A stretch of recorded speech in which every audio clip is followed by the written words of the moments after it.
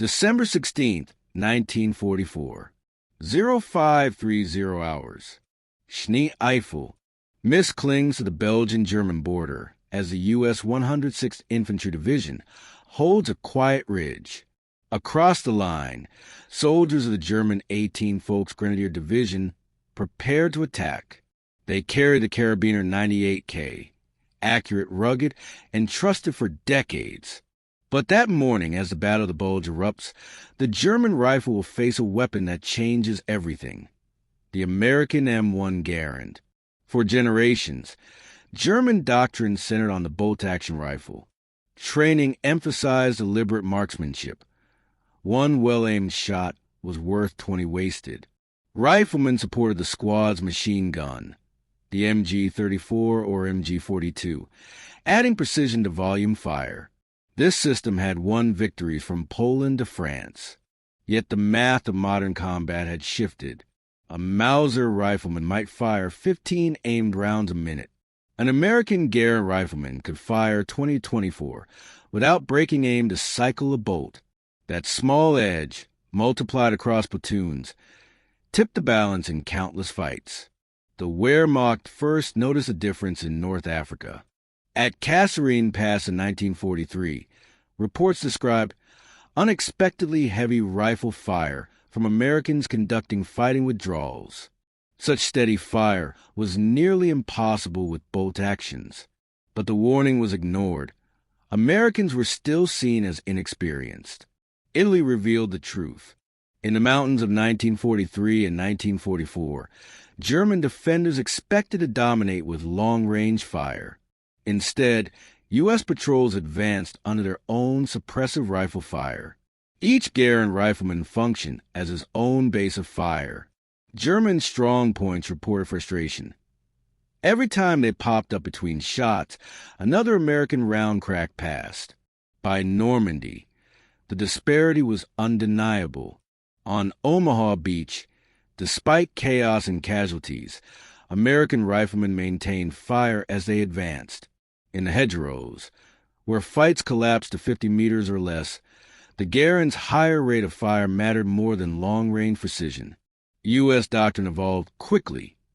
Marching fire from every rifleman, bounding overwatch with true suppression, and reconnaissance by fire, all possible because ammunition flowed freely through America's vast logistics system.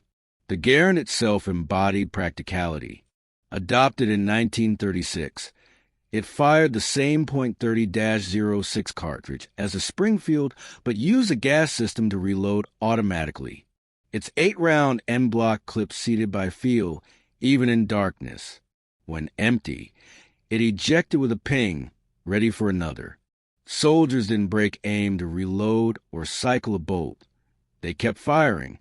German engineers who studied captured rifles admitted its reliability in mud and cold, but failed to see how it transformed squad tactics.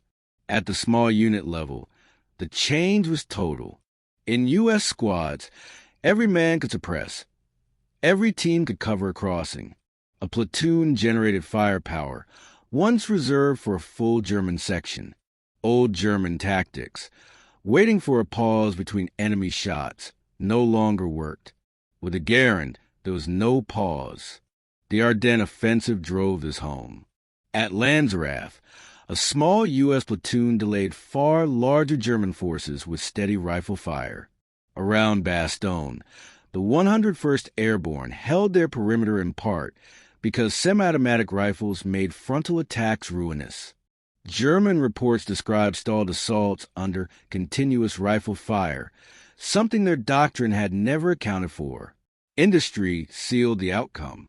American factories produced over 4 million Garands, using assembly line methods and interchangeable parts. Each rifle cost about the same as a Mauser, but rolled off the line in far greater numbers. Germany's semi-automatics, the G43 and STG-44, appeared too late and in too few numbers to shift the balance. This disparity shaped combined arms combat.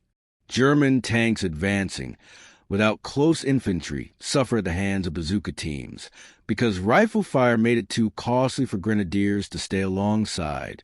On defense, Two men with Garands in a foxhole could break up an assault long enough for mortars and artillery to respond.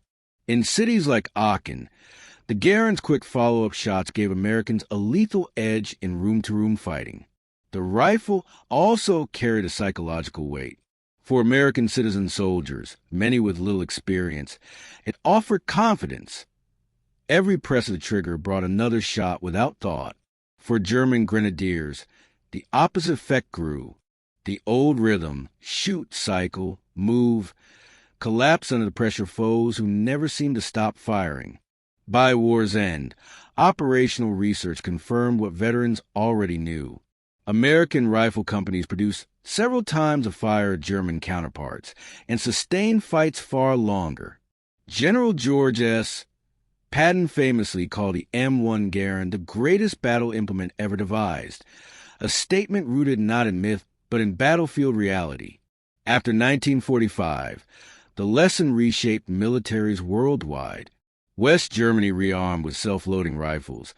The Soviet Union moved to the SKS and AK-47, and Britain and France fielded their own designs.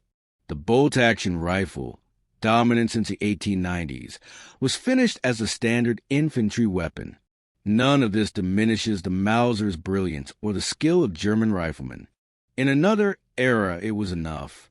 But in the forests of the Ardennes and the hedgerows of Normandy, the rifle that mattered was the one that let ordinary soldiers fire without pause, reload by feel, and suppress an enemy long enough to maneuver. The Garand was more than a weapon. It was the industrial democracy of the United States expressed in steel.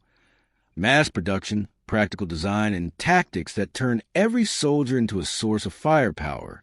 Each time a German paused to lift his bolt while American rounds snapped past, the future of infantry combat was being written one semi-automatic shot at a time.